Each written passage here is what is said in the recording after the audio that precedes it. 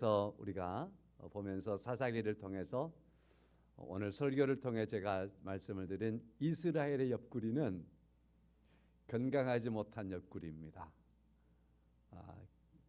참 안 된 그러한 옆구리에 대한 말씀을 드릴 겁니다. 자, 여호수아서를 한 주간 동안 읽으셨지요. 여호수아서는 어딘지 모르게 우리에게 힘을 줍니다. 많은 전쟁을 하지만 승승장구하는 이스라엘의 모습을 볼 수 있거든요. 실수할 때도 있었지만 다시 회개하고 다시 전열을 새롭게 하고 또 믿음의 사람이 일어나서 갈렙과 같은 그런 사람이 일어나서 여부수 족속을 물리치고 땅을 차지하고 하나님의 뜻을 이루어드리는 그런 모습들을 우리가 만나기 때문에 굉장히 우리에게 힘을 더해주고 다 하나님을 버릴지라도 우리 장로님 기도하시던데 다 하나님을 버릴지라도 나와 내 집은 요 하나님을 섬기겠노라. 그러면서 하나님을 섬기는 것이 얼마나 귀하고 소중한가 하는 것도 강조해주는 그런 말씀이 여호수아서의 말씀이지요. 그런 여호수아도 이제 나이가 돼서 하나님께서 그를 불러가셨습니다. 사사기 1장 1절에 그러니까 여호수아가 죽은 후에 이렇게 시작하고 있어요. 사사기는 그래서 여호수아가 죽은 후의 역사입니다. 여호수아가 죽은 후에 약 350년 동안 사울이 이스라엘의 왕이 될 때까지 이 기간 동안을 가리켜서 사사시대라고 그렇게 말할 수 있습니다. 주전 1390년부터 한 350년 동안 이제 사사시대다 이렇게 말하는 거죠. 사사시대는 여호수아와 더불어 여호수아서와 대조적인 그러한 모습을 많이 만나게 됩니다. 여호수아는 아까 말씀을 드린 것처럼 승리에 대한 많은 말씀들을 보고 마치 희망을 쏘아 올리는 그러한 듯한 느낌을 받으면서 읽어갈 수 있어요. 그런데 사사기에서는 이스라엘 백성들이 주권자이시고 왕이신 하나님을 잃어버린 거예요. 주권자를 잃어버리는 거예요. 하나님을 잃어버리는 겁니다. 온전한 승리를 주시고 안식을 주시는 그 하나님을 놓쳐버리는 겁니다. 그러므로 이스라엘은 급속하게 죄 속에 빠져들어가기 시작하는 겁니다. 그래서 이 350년 동안은 암울한 시대가 펼쳐진다 이렇게 말할 수 있습니다. 사사기를 연구하는 많은 사람들은 그 사사기를 연구하고 그 연구서를 쓰고 그러면 제목을 붙이고 평가를 하고 그러겠죠. 그러한 평가들 가운데는 이런 평가도 있습니다. 평화가 없는 시대. 사사시대는 평화가 없는 시대였다. 어떻게 이스라엘 백성들이 가나안 땅에 들어와 살면서 하나님께서 주신 약속의 땅인데 그곳에서 평화가 없는 시대를 살 수 있냐고요. 자주 말씀을 드렸지만 하나님의 나라의 특징은 평화입니다. 평화. 근데 평화를 잃어버린 시대를 살아가는 사사시대, 바로 그 시대를 기록하고 있습니다. 어떤 이는 또 이 사사기를 연구하고서 혼돈과 공허로 추락한 시대다 이렇게 평가하기도 하고요. 약속의 땅에서 참혹한 실패를 하는 이스라엘을 볼 수 있다 이렇게 표현하기도 합니다. 사사기서는 스스로 이 사사시대에 대하여서 이렇게 기록하지요. 사사기 21장 25절의 말씀을 보면 그때에 이스라엘에 왕이 없으므로 사람이 각각 자기의 소견에 옳은 대로 행하였더라. 이 말 딱 하고서 사사기가 끝나요. 350년에 대한 기사를 기록하고서 마지막 절에서 이 시대에는 이스라엘에 왕이 없는 시대였습니다. 제도적인 왕을 떠나서 하나님께서 그들의 주권자요 하나님이 그들의 왕이실진데 하나님의 주권을 인정하지 않는 시대였습니다. 하나님의 왕됨을 거역하는 시대였습니다. 그런 말이죠. 그래서 이 사람들이 왕이 없기 때문에 각기 자기의 소견에, 자기의 판단에, 자기의 옳은 대로 행했던 시대가 이 시대입니다. 그런데 각각 사람들이 자기의 소견에 옳은 대로 살았던 시대를 평가해 보니까 그 시대는 평화가 없는 시대였습니다. 저는요 사사기를 읽으면서 오합지졸, 영적으로 오합지졸 시대구나 그런 생각도 했습니다. 영적으로 어디로 갈 바를 모르는 그러한 갈팡질팡하는 이스라엘의 역사를 만날 수 있습니다. 사람은요 본시 하나님께서 지으시고 하나님 자신이 주권자임을 드러내셨는데 죄가 세상에 들어옴으로 말미암아 사람들이 하나님이 나의 왕인 것, 하나님이 나의 주권자인 것을 거부하는 거예요. 자, 그러면서 이 세상에 자기 욕심, 자기 계획, 자기 자만심, 자기 교만 이러한 것을 쫓아가다가 사람들이 어떻게 할까 하면서 그 죄성 묻은 습관으로 자기들의 옳은 것을 쫓아가기 때문에 자기 소견에 옳은 대로 살았던 그 시대는 사사시대처럼 되는 겁니다.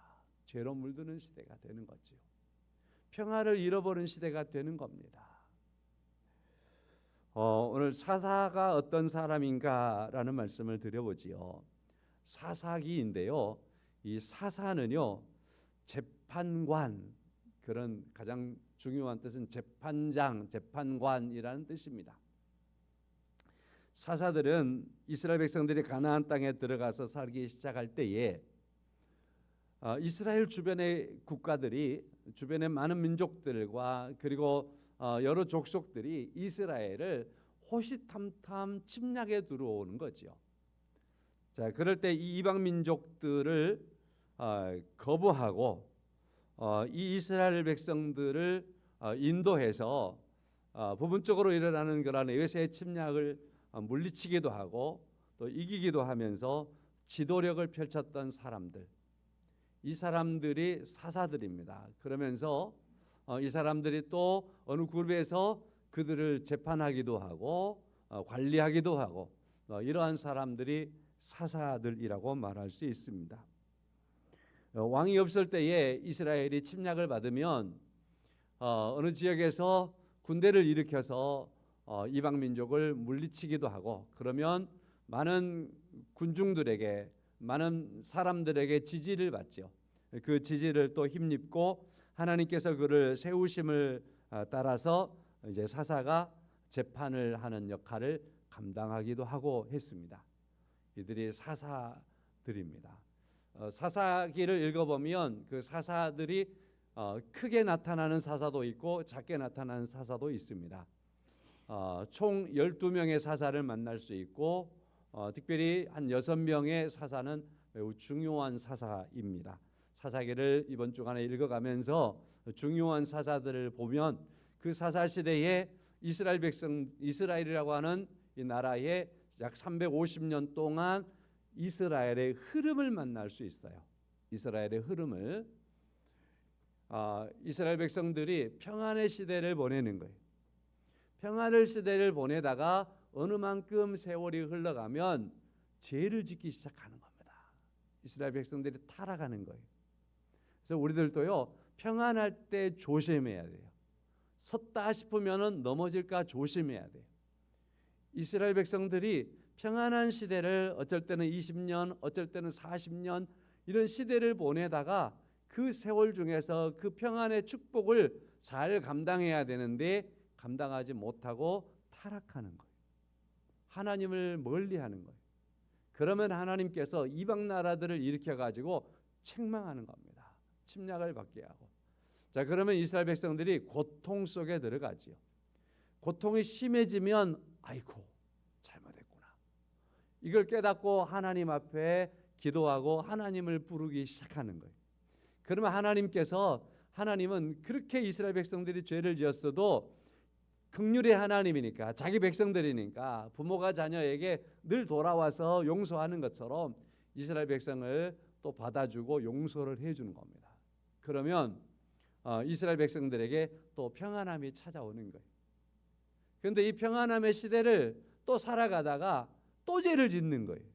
그러면 하나님께서 외세 침략이라든지 이런 걸 통해서 책망을 하겠죠.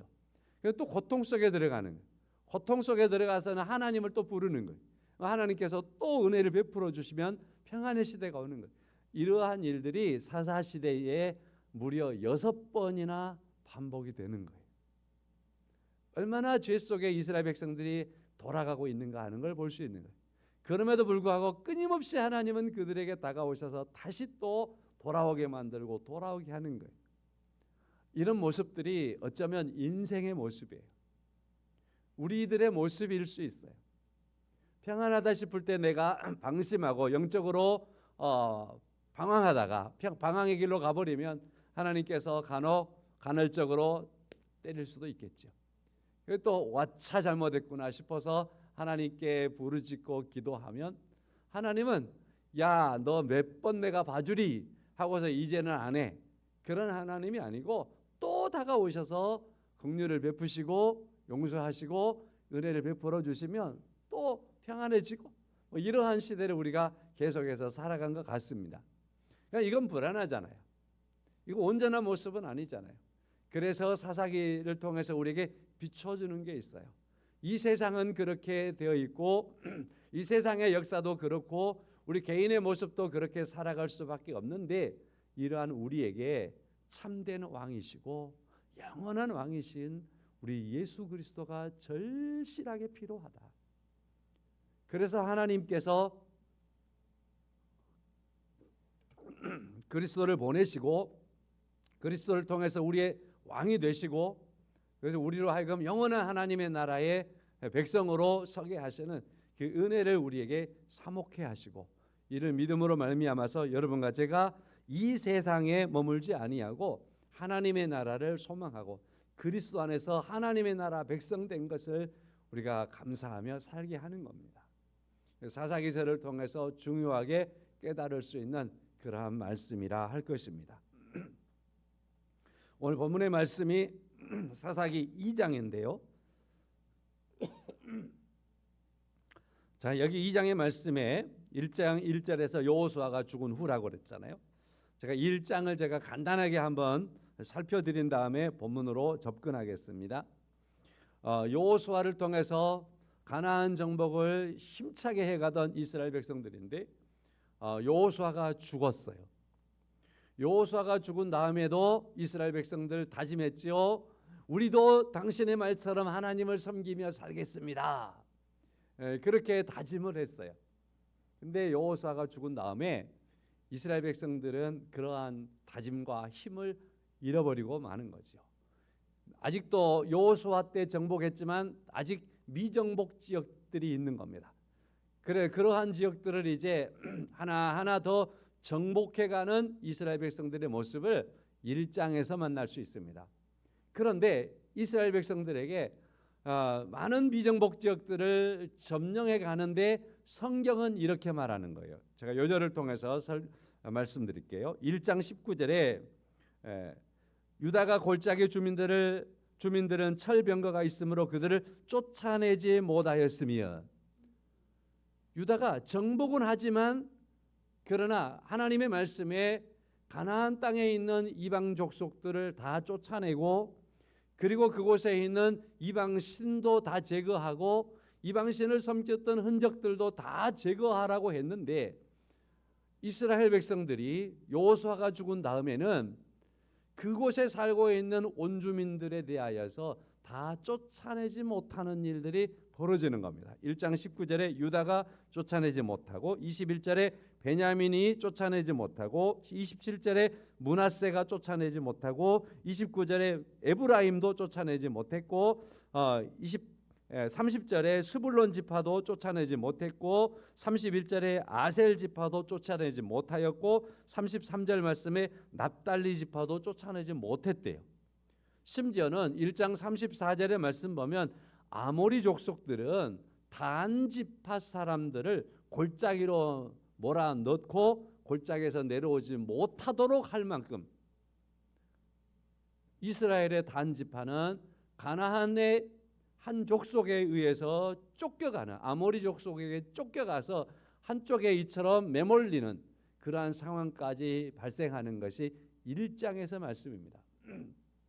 이스라엘은 이와 같이 가나안을 정복을 하기는 했지만, 그러나 하나님의 말씀대로 그곳에 있는 모든 사람들을 다 쫓아내고 그 다음에 우상들을 다 제거하라는 말씀에까지는 이르지 못하는 겁니다. 이러한 이스라엘의 상황들에 대하여 오늘 본문의 말씀은 이렇게 말하는 거죠. 여호와의 사자가 길갈에서 복임으로 올라와서 말하기 시작한다. 하나님이 말합니다. 내가 너희를 애굽에서 올라오게 하였고 내가 너희의 조상들에게 맹세한 땅으로 들어가게 하였고 또 내가 이르기를 내가 너희와 함께 언약한 것을 영원히 어기지 아니하겠다고 했지 않느냐. 하나님, 내가 너희를 애굽에서 인도했지 않느냐. 너희들의 조상들에게 맹세했던 그 땅을 내가 너희들에게 주었지 않느냐. 그리고 내가 영원토록 언약을 어기지 않겠다고 했지 않느냐. 자, 그런데 2절 하반절 말씀에 어찌하여 그리하였느냐. 어찌하여 그리하였느냐. 내가 그렇게 약속해서 이 가나안 땅을 그렇게 주겠다고 약속했지 않느냐. 그런데 왜 2절의 말씀에서 이 가나안 땅에 있는 사람들을 다 쫓아내지 않고 오히려 그들과 그 주민들과 언약을 맺었느냐. 나와 맺었던 언약은 파괴하고 왜 그들과 언약을 맺었느냐. 언약이라고 하는 것 속에서 가장 우리가 이제 쉽게 적용할 수 있는 게 그거잖아요. 이 사람과 약혼해놓고 왜 저 사람과 결혼했느냐 그 말이죠. 이 약혼은 파기된 것 되잖아요. 하나님과 언약을 맺어놓고 왜 지금은 다른 사람과 또 언약을 맺었느냐. 언약의 대상은 하나님과 이스라엘 백성인데 하나님은 어디 가버렸고 가나안의 주민들과 언약을 맺은 것에 대하여서 어찌하여 그랬느냐라고 지금 말씀하는 거예요. 나와 맺은 언약을 어디다 두었느냐. 이 언약을 왜 파괴했느냐. 언약을 파괴하면 파괴한 것에 대한 대가를 지불해야 되는 거죠. 하나님은 인류를 시작할 때부터 언약과의 관계 속에서 시작하는 겁니다. 아담과 하와를 하나님께서 지으시고 언약을 맺는 거예요. 너와 나는 언약 관계다. 언약 관계 안에 있기 때문에 선악과를 따먹지 말아라. 따먹으면 나의 언약을 파괴한 거다. 선악과를 따먹었어요. 하나님과 언약이 파괴된 거잖아요. 성경을 보면 하나님은 자기 백성들에게 계속해서 나는 언약을 계속해서 지킨다. 그러면서 자기 언약을 확신을 시켜주는 거예요. 오늘 이스라엘 백성들에게도 하나님이 자기 언약을 확신을 시켜주었습니다. 나와 너희는 언약 관계에 있다. 다른 이하고 언약을 맺으면 안 된다라고 하는 겁니다. 근데 이스라엘 백성들이 여호수아가 죽은 다음에 가나안에 있는 온주민들과 언약을 맺었고 그곳에 있는 제단, 우상들을 헐지 않음으로 말미암아서 우상들에게 가까워졌던 겁니다. 하나님과 멀어지게 되었고 그래서 이럴 수는 없지 않느냐. 이럴 수는 없지 않느냐. 그 말이 무슨 표현이냐면 오늘 2절 마지막 표현이에요. 어찌하여 그리하였느냐. 그럴 수 없는 건데 그 어떻게 그랬느냐. 너와 나 이스라엘과 하나님 관계 속에서 어떻게 그렇게 될 수 있었느냐. 어찌하여 그랬느냐. 그럴 수 없다. 그러면 안 되지. 절대로 안 돼. 어떤 상황 어떤 형편이든지 그럴 수는 없는 거야. 하나님이 말씀하는 거예요. 그렇지요.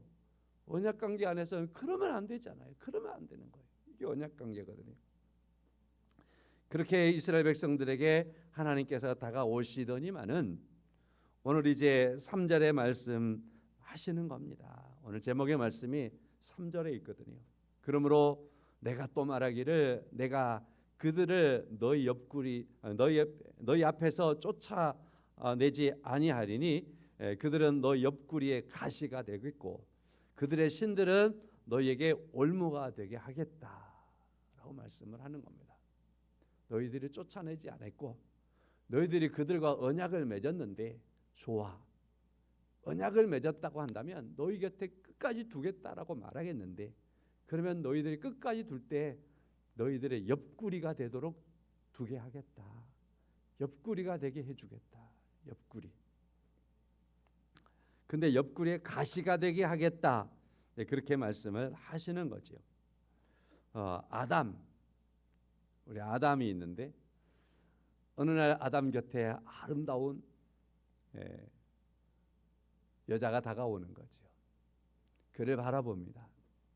그를 바라보면서 아담이 고백합니다. 내 살 중에 살이고 내 뼈 중에 뼈다 하는 것을 고백합니다. 왜냐하면 그 옆구리에 있는 갈비에서 갈비를 뽑아다가 하와를 만들었거든요. 그 하와는 그래서 아담의 옆구리였습니다. 아담 자신이었던 거죠. 자기였습니다. 아담 자기였습니다. 아담의 뼈 중에 뼈고 살 중에 살이었습니다. 아담의 사랑이었습니다.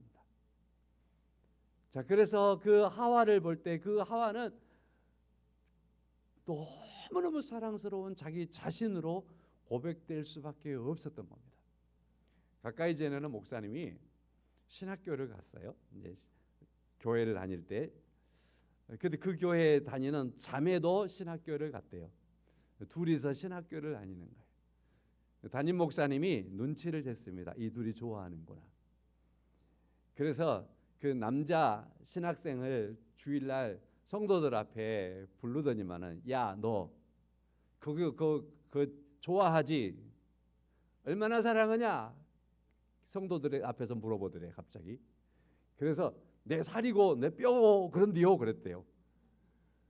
그때만은 목사님이 그러면 둘이 결혼해라 그래가지고 그 교회에서 신학생 둘이서 결혼해갖고 지금도 산대요. 그런데 간혹 그 고백을 하더라고요.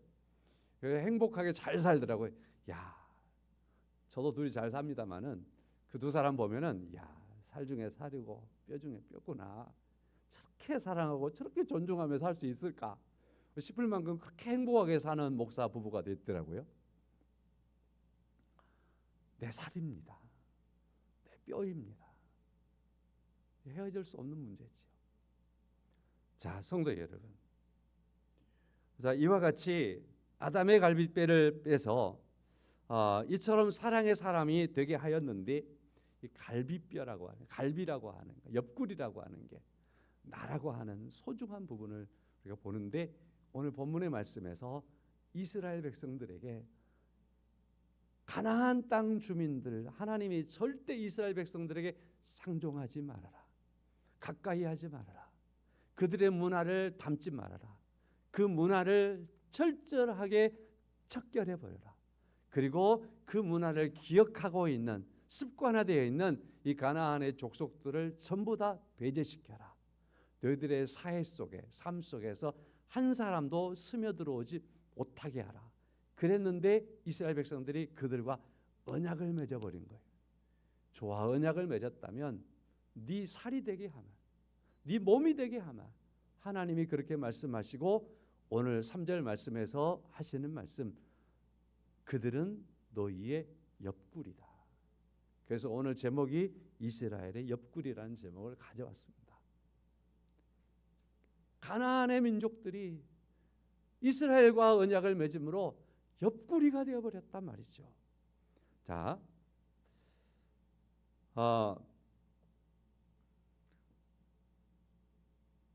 제가 이 말씀을 묵상하다가 이런 글귀를 만났어요.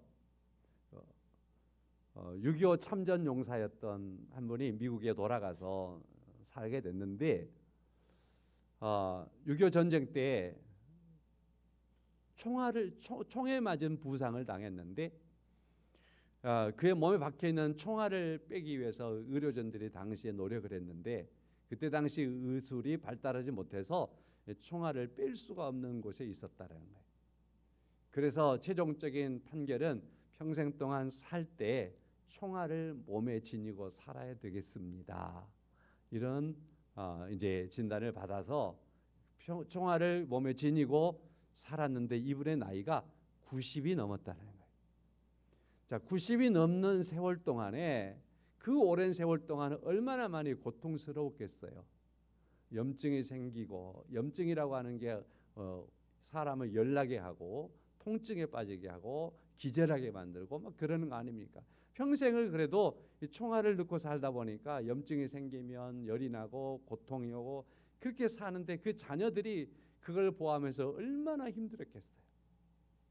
그래서 자녀들이 이제 아버지의 이 총알을 제거해 주려고 미국의 여러 의료진들이 알아보는데, 무엇보다도 미국의 의료진은 발달을 했지만 그러나 미국은 이 치료비가 너무나 비싼 거예요. 그래서 모든 자식들의 재산을 다 털어도 아버지의 총알을 빼드릴 수가 없는 거예요. 그래서 자녀들은 빼드리고 싶은데, 그래서 알아보고 조사해 보니까 대한민국이라는 이 나라는 6.25라고 하는 걸 겪었지만 현대의 대한민국은 의료 수준이 대한민국이 세계에서 제일 up등가는 그러한 나라가 되었다는 걸 알게 된 거죠. 그리고 수술비, 의료비를 보니까 미국에 비해서 너무 싼 걸 알게 됐습니다. 그래서 한국에 이러저러한 것을 타진해 가지고 한국의 아버지를 모시고 와 가지고 이제 아버지의 몸에 있는 총알을 빼드렸다는 거예요. 총알을 빼드렸더니 이분이 가벼워졌습니다. 나이가 90이 넘었는데 그가 말하기를, 내가 왔을 때 대한민국에 그때 당시에 전쟁에 참여했을 때는 너무너무 가난했고 이 나라가 어떻게 살아날 수 있을까 싶었는데 이렇게 큰 나라가 됐고 이렇게 훌륭한 나라가 됐고, 그래서 대한민국의 6.25 참전용사로 참여했던 것, 그래서 이 세월 동안 총알이 몸에 박혀서 고통했던 것이 있지만 그럼에도 내가 후회하지 않는다, 너무 보람된 일을 했다, 그런 말을 하고서 돌아가셨대요.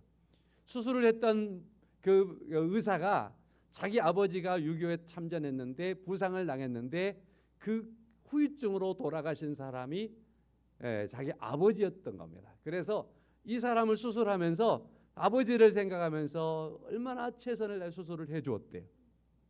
그리고 나서 돌아갈 때 돌아갈 수 있는 일부의 경비까지 마련해서 비행기표를 해드려서 돌아갈 수 있었대요. 자, 이런 글을 읽어보았습니다.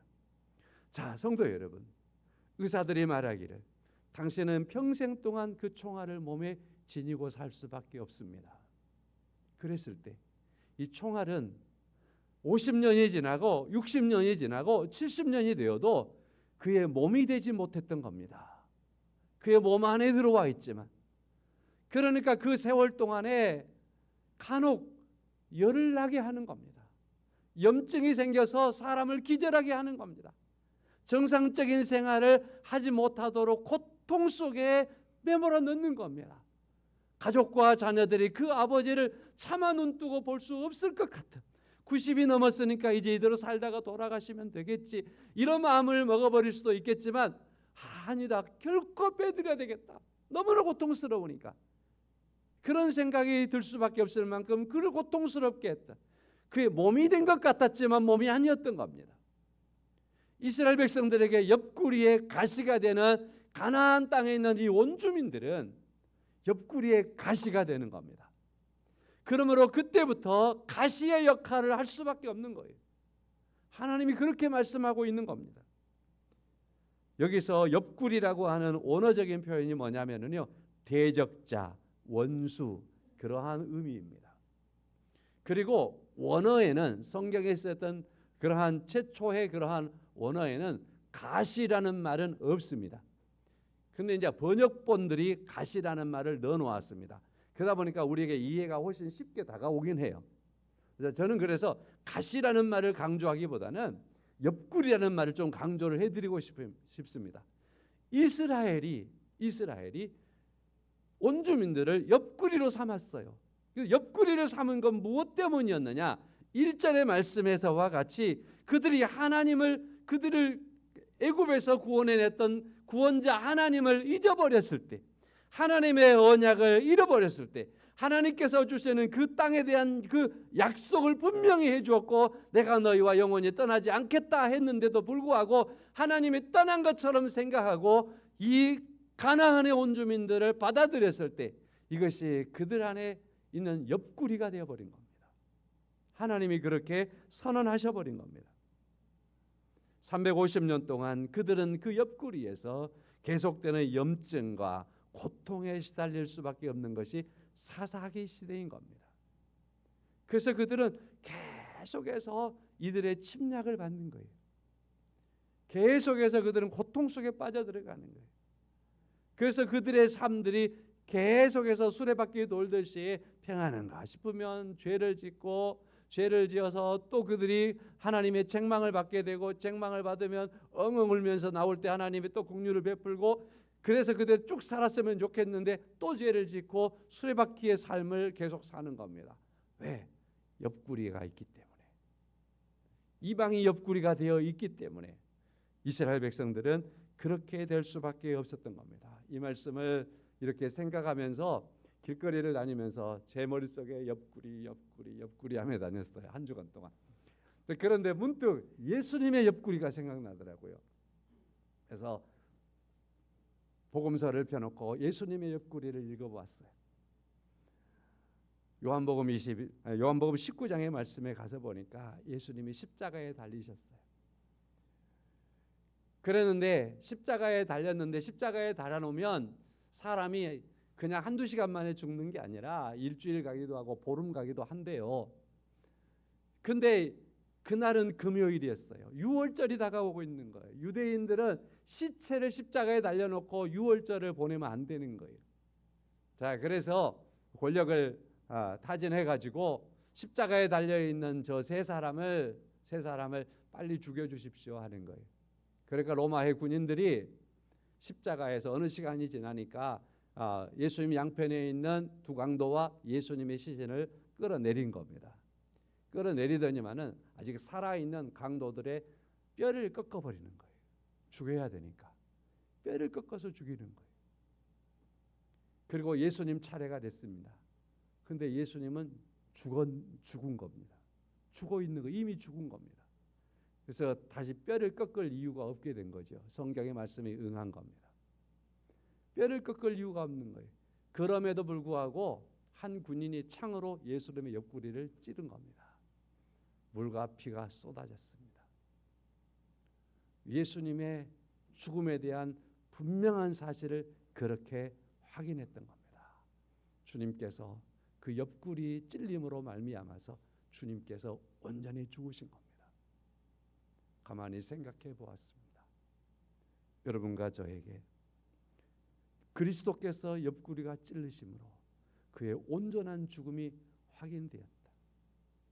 우리의 삶 속에서, 우리들의 생활 속에서 하나님의 말씀을 어기다가 혹은 하나님의 말씀을 거역한 삶을 살다가 내가 가지고 있는 그 어떠한 옆구리가 있지 않을까. 그것이 내 몸이 돼서, 내 마음이 돼서, 내 습관이 되어서, 나와 같은 존재가 되어서 그것들이 나를 떠나지 않고 있는 그 무엇이 있지 않을까. 그러면 그것은 우리의 평생의 삶을 늘 고통스럽게 하겠구나, 힘들게 하겠구나. 그러나 그것이 있는 한은 계속해서 우리를 멍들게 할 것이고 염증에 빠져들게 하고 고통 속에 이르게 할 것입니다. 그래서 주님이 우리의 옆구리에 있는 것들을 다 죽여야 한다라는 의미 속에서 주님께서 십자가에서 죽으시고 그 온전히 죽으셨음에 대해서 옆구리에 창이 찔리심으로 확인하신 것 아니겠느냐 하는 생각이 들었습니다. 성도 여러분, 말씀을 마무리하겠습니다. 삶과 생활 속에서 오늘 1절 2절의 말씀을 가만히 마음에 두시면서요. 하나님을 놓쳤습니까? 하나님의 약속을 잃었습니까? 하나님의 뜻에서 벗어났습니까? 그러면 하나님께서 말씀하시기에 어찌하여 그랬느냐? 왜 나를 버리고 너는 왜 그걸 휘어잡고 있느냐? 그게 생명인 것처럼 나를 버리고 얻은 것으로 네가 영원하겠다고 생각하느냐? 그게 너의 옆구리냐? 어찌하여 그랬느냐? 주님께서 말씀하시고 하나님이 말씀하실 겁니다. 우리가 사사기서를 읽어가면서 계속해서 나의 옆구리에 무엇이 있나? 나의 삶 속에 하나님이 기뻐하지 않는, 하나님을 배제해버리고 중요하게 생각하는, 나처럼 생각하는, 내 자신처럼 여기는, 내가 그렇게 중요하게 가치를 두고 있는 그것이 내게 있지 않나 하는 것들을 살펴서 하나님의 말씀으로 우리가 그것들을 버리고 주 앞에 설 수 있어야 될 줄로 믿습니다. 성도 여러분, 우리의 진정한 왕은 우리 주님이십니다. 하나님이 우리의 왕이십니다. 그래서 사사기서를 읽으시면서 옆구리를 생각하시고 주님이 나의 왕이실 때 나 옆구리에 가시는 없다. 그러니까 주님이 내게 왕이 되시지 못하면 나는 살아가는 삶 속에서 내 소견에 옳은 대로 살 것이기 때문에 옆구리가 있겠다. 그 옆구리에 가시 같은 옆구리가 있겠다. 올무 같은 옆구리가 있겠다 하는 것들을 계속 생각하면서 주님의 왕되심을 고백하는 삶 속에 사사기를 보시며 나갈 수 있기를 주의 이름으로 간절히 축원합니다. 우리 찬송하겠습니다. 93장입니다. 예수님 생각합니다. 예수는 나의 힘이요 내 생명 되시니 구주 예수 떠나 살면 재중에 빠지리. 93장 찬송하겠습니다.